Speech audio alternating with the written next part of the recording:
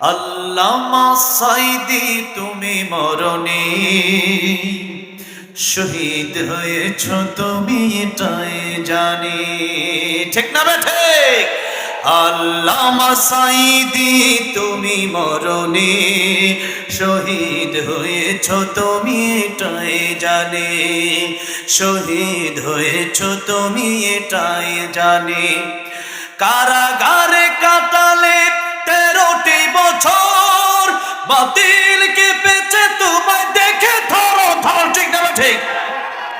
তুমি যে ছিলে মোদের নয়ন মনে, শহীদ হয়েছ তুমি এটাই জানি। আল্লামা সাইদি তুমি মরণে শহীদ হয়েছ, তুমি এটাই জানি। শহীদ হয়েছ তুমি এটাই জানি। দেখা তো হবে না আর এই জীবনে, দেখা হবে জান্নাতে ফুল বাগানে। এই আশা কবুল করো আল্লাহ তুমি। পড় আল্লাহুম্মা আমিন। জান্নাতে আল্লামা সাইদির সাথে আমাদের দেখা হয়ে যাক, চাই কি চাই না?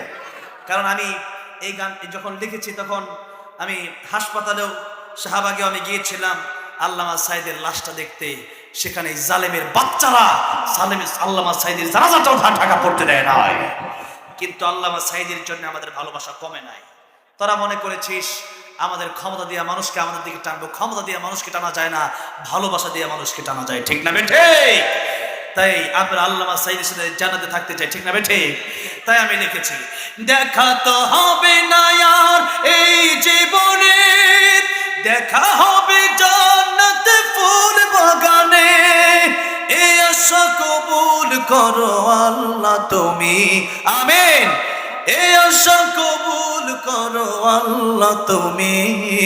শহীদ হয়েছ তুমি এটাই জানি।